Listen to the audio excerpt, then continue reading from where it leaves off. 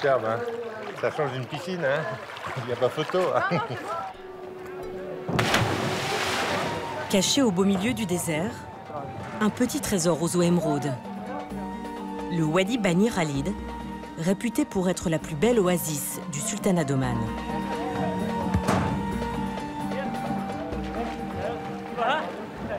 Faites la ronde, là. Allez, Jean, étale-toi. Marie et ses amis visitent le pays pour la première fois. Allez, un bon plan, là. Ils viennent de Paris, Annecy et Bordeaux. Après 7 heures d'avion, le dépaysement est garanti et le thermomètre affiche 25 degrés. Beaucoup de gens ne connaissent pas. Moi, on me demandait où je partais. Oman, où est-ce que c'est? Et c'est vrai que, voilà. Mais avec beaucoup... Oh ouais, tu vas là-bas, ça craint, non? Ben non, ça craint pas, en fait. Surnommé la Suisse du Moyen-Orient pour sa neutralité politique, le sultanat d'Oman est considéré comme l'un des pays les plus sûrs de la péninsule arabique. Ce soir, les Français vont dormir dans un campement traditionnel bédouin. Le désert occupe 80% du pays. Au volant, Alain s'initie à la conduite sur sable. Oh, regarde, hey, vas-y, allez, Alain, fonce. Lâche-toi. Il est concentré. Attends, je suis concentré là pour l'instant.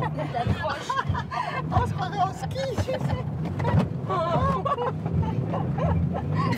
Paris-Dakar, c'était ton rêve? T'as toujours voulu. Le campement est situé à plus de 40 minutes de piste.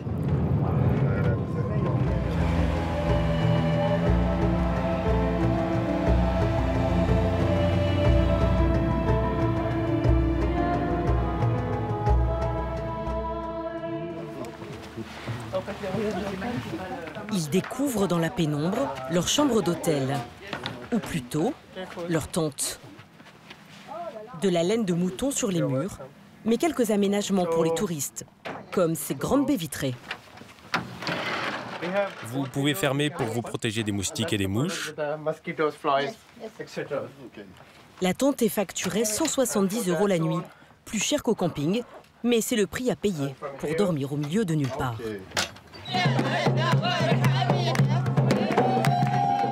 L'an dernier, 50 000 Français ont visité Oman. Ils étaient moins de 2000 il y a 15 ans.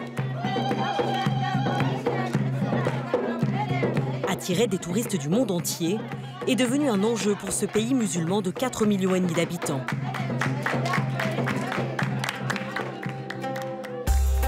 Il y a 20 ans, Oman ne vivait que de sa rente pétrolière. Ses ressources s'affaiblissant, le sultanat a entrepris une reconversion accélérée dans le tourisme. Désormais, les Omanais se lancent dans ce business, y compris les femmes. Le camp où les Français ont dormi cette nuit est dirigé par Wizal, 27 ans. Contrairement à leurs voisines saoudiennes, les Omanaises peuvent ouvrir un compte bancaire, voyager sans l'accord d'un tuteur et gérer leur propre entreprise. Vous avez rempli le minibar? Ok. Wizal dirige 40 employés, en grande majorité des hommes. Mais là, il manque des choses dans le minibar. Où est le jus de tomate? C'est le père de Wizal, Abdallah, qui a construit cet hôtel. En 2004, il quitte son poste au ministère de l'Éducation pour créer le premier camp dans le désert du pays. Après son décès d'une crise cardiaque en 2011, sa fille aînée, Wizal, reprend les rênes de l'entreprise. À l'époque, elle a 21 ans, elle est encore étudiante dans le tourisme et n'a aucune expérience professionnelle. Certaines personnes de ma famille disaient que je n'étais pas capable de diriger ce camp, que j'étais trop jeune, que j'étais une femme. Mais j'ai pris ça comme un challenge. Ça m'a donné de l'énergie pour être encore plus créative. La jeune femme fait taire les mauvaises langues. Elle accueille plus de 6000 touristes par an, principalement des Européens, et fait construire régulièrement de nouvelles tentes. En plus de ses employés, Wizal travaille aussi avec des habitants du désert.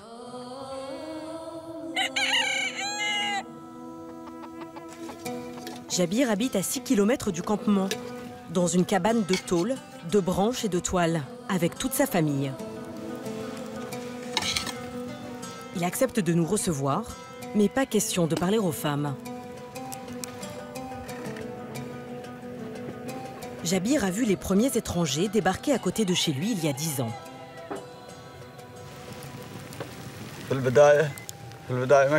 Quand les touristes sont arrivés pour la première fois, ça nous a dérangés. Nous, les Bédouins, nous n'aimons pas le bruit ni les voitures. Nous ne savions même pas ce qu'était le tourisme. Mais après 1 an ou 2, on a découvert que le tourisme pouvait être bénéfique pour nous. Maintenant, nous en profitons. Aujourd'hui, c'est mon gagne-pain. Comme la plupart des 10 000 Bédouins qui vivent encore dans le désert, Jabir a toujours élevé des chèvres. Mais désormais, il roule en 4x4. Une voiture à 50 000 € qu'il a pu se payer grâce aux touristes. Le jeune homme de 35 ans organise des excursions dans le désert à dos de dromadaire. Pour répondre à la demande, il a agrandi son cheptel. Il a acheté 5 nouveaux camélidés, 4 000 € l'animal. Ce matin, il prépare les dromadaires pour Alain et ses amis. Encore une première pour eux. Tu mets la ceinture, hein, Marie? La ceinture. Oh, super, il est doux. Oh, génial. C'est autre chose qu'un cheval, hein. C'est un peu plus haut, hein. En même temps, c'est un peu plus confortable que le cheval. Hein. Jabir a appris quelques mots d'anglais pour tenter de faire la conversation. Mais les échanges sont limités. C'est la première fois en dromadaire? Ouais, ouais. Et alors, comment ça se passe? Comment ça se passe, la balade en dromadaire? Very good. Very, very good. 50 € la balade par personne, soit 200 € pour 1 heure de travail. Une cohabitation avec les touristes très lucrative pour Jabir et ses amis bédouins. Comme pour Wizal. La jeune femme habite Mascate, la capitale du pays, comme 80% des Omanais. Elle n'a pas souhaité nous dire combien elle gagnait. Mais dans ce pays où il n'y a ni taxes ni impôts, la jeune chef d'entreprise a pu s'offrir cette grande maison où elle vit avec sa mère et ses 4 frères et sœurs. C'est bon? Merci. Nous avons été autorisés à filmer chez elle, mais uniquement la pièce réservée aux invités. Seuls les hommes de la maison, son cousin et son petit frère de 13 ans, ont accepté de nous rencontrer. Ma sœur, c'est mon idole. J'aimerais être comme elle quand je serai plus grand, et même faire encore mieux qu'elle. Mon rêve, c'est de développer ce camp et d'en construire encore un autre. Au début, je voulais être pilote, mais maintenant j'ai changé d'avis. Je veux faire du business et du tourisme. Mon rêve, c'est de construire un très grand hôtel qui porterait le même nom que mon camp, les 1000 nuits. Peut-être avec 1000 chambres. Si Wizal rêve de démesure, ce n'est pas tout à fait l'image que souhaite promouvoir le pays. Loin du bling-bling de Dubaï, le sultanat ambitionne de devenir une destination chic et exclusive.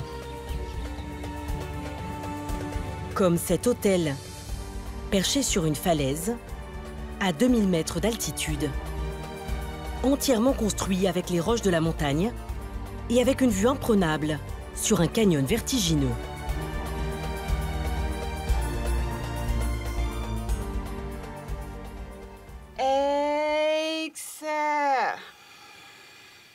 Il est 6h30 du matin, premier cours de yoga pour Sébastien.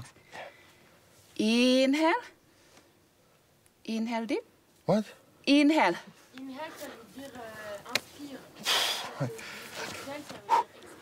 C'est dur ce matin? Ah, j'ai pas de café, pas de clope, ça va pas du tout, je suis pas réveillé. C'est ok, take your C'est time. ok, ouais. Habitué des hôtels de luxe, le couple part en voyage 2 fois par an. Sébastien, 42 ans, est agent immobilier dans la région parisienne. Ava tient une boutique de prêt-à-porter. C'est la première fois qu'on part dans un endroit où il n'y a pas la mer. Voilà, on voulait changer, et puis en prendre plein les yeux, et surtout se reposer. Voilà, c'est plutôt chouette en hiver. Elle est bonne, moi, non? Ça caille. Comme Ava est enceinte de 7 mois, il recherchait une destination ensoleillée en hiver, pas trop loin de Paris et avec peu de décalage horaire. C'est le côté un peu différent de ce qu'on peut voir en général, dans un autre contexte, autour de montagnes, un peu perché. Il y a le côté un peu prisé que pas tout le monde peut s'offrir, je pense. 13 € la bière et 800 € par nuit pour la suite avec vue. À ce prix-là, l'hôtel s'attache aux moindres détails. Avant de venir, ils nous ont donné un questionnaire à remplir, notamment sur les oreillers, quelle sorte d'oreiller on aimait par rapport à notre dos, si on aimait des choses un peu plus dures ou plus souples. Parce que c'est vrai que quand on va dans des hôtels et qu'on change d'oreiller, c'est assez compliqué de bien dormir. L'établissement de 80 chambres emploie 200 personnes. Le salaire minimum dans le pays est de 1 000 € net par mois. Mais cette règle ne s'applique qu'aux Omanais, pas aux travailleurs immigrés. Sri Lankais, Indonésiens, Philippins, ils sont 1,5 million dans le pays. À l'hôtel, ils représentent les 2/3 du personnel. Ce matin, Tom, un Népalais, astique la plus belle suite. Je m'occupe du ménage.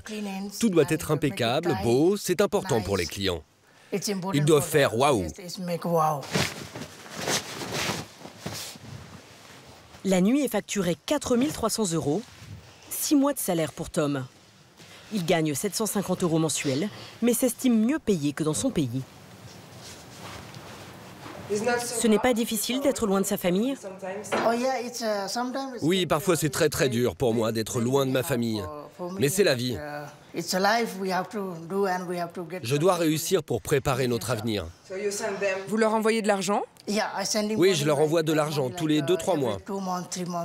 C'est bien. Je discute avec eux tous les jours par mail ou par WhatsApp. La plupart des clients ne restent qu'1 ou 2 nuits dans ce lieu très isolé. Sébastien et Ava ont décidé d'y passer 12 jours, un record. Alors il faut s'occuper.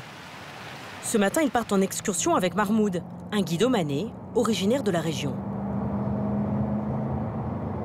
Je vous emmène maintenant visiter mon village, celui où j'ai grandi. Thank you. Ah ouais. Waouh, c'est magnifique. 5 hôtels ont été construits sur cette montagne en seulement 4 ans. De quoi perturber les locaux qui percevaient les touristes comme des envahisseurs. Le ministère du Tourisme a été obligé de mettre en place des règles pour les touristes. Ceux qui veulent visiter ces villages doivent les respecter. La première règle, c'est la tenue. Ils doivent avoir les épaules et les genoux couverts. Dans le village, les habitants se font plutôt discrets, contrairement aux touristes. Ouais.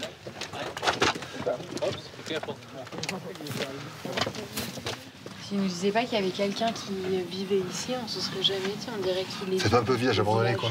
Oui, voilà. Ouais.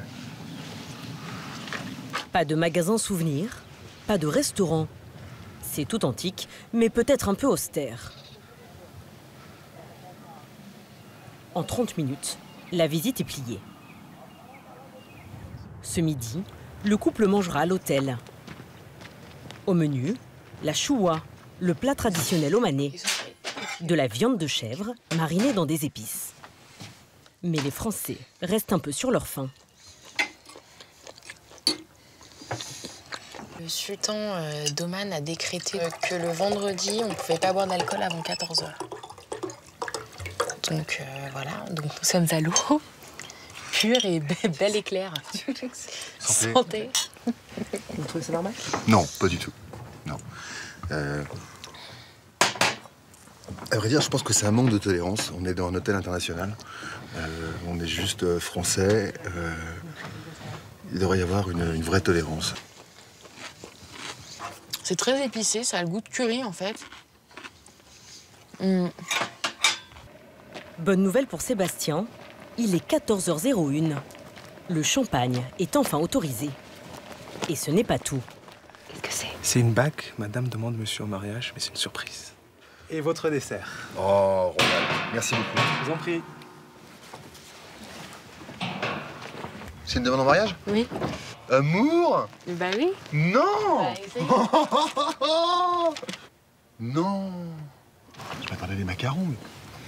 Bon bah c'est un oui alors. Mais oui, c'est un oui. Elle m'a éclaté, là. Sortez. Sébastien et Ava vont se marier en France l'été prochain. De leur côté, dans le désert, Marie et ses amis profitent des derniers rayons du soleil avant de retrouver la grisaille parisienne.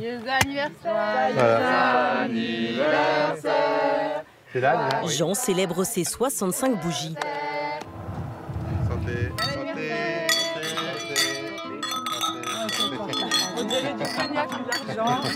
On se retrouve l'année prochaine au même endroit, même heure. Voilà. S'ils ont évité les hôtels de luxe, ils ont quand même dû débourser 1 500 € chacun pour une semaine au pays des 1001 nuits.